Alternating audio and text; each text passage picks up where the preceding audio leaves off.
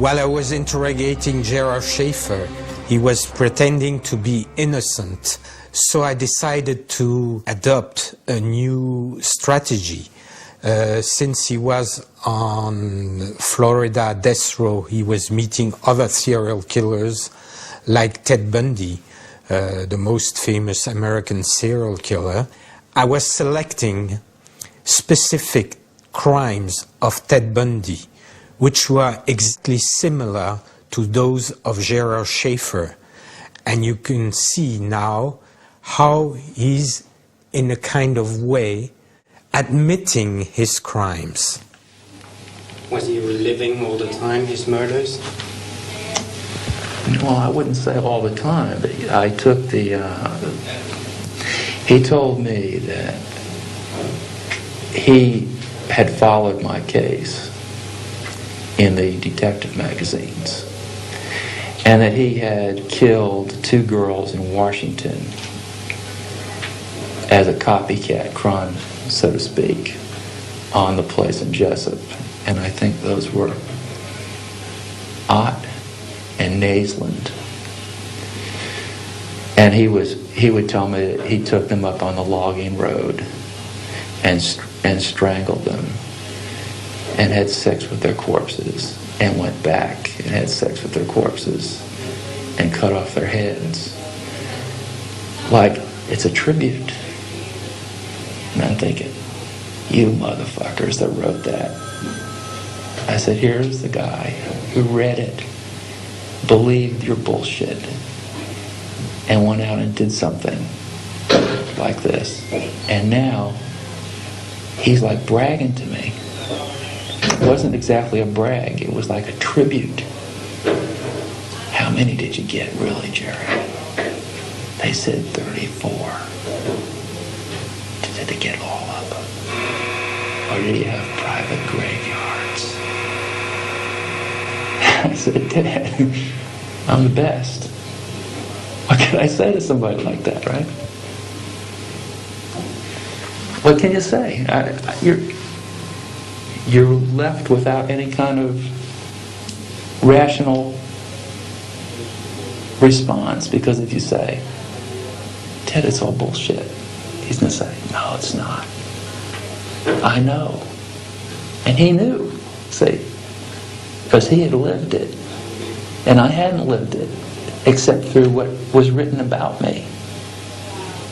And he was doing it based on what he had read. So he had 36. He wanted to be the best. And he was obsessed because they said I had 34.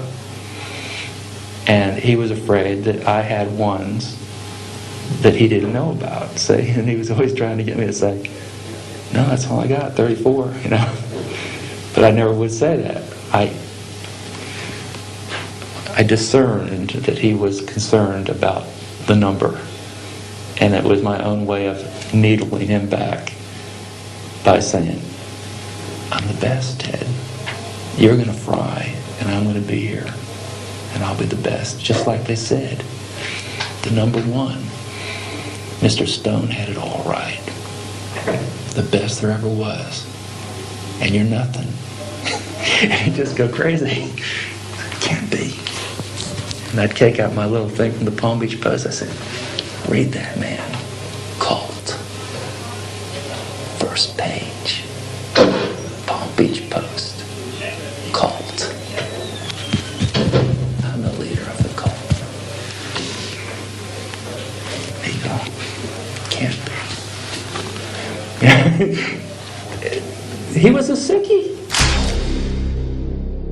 Il y a des éléments de perversion qui sont manifestes. There are certain elements of perversion that are demonstrated and connected to the pleasure he takes at certain times in telling his story true. But at the same time, he wants to be better than the best.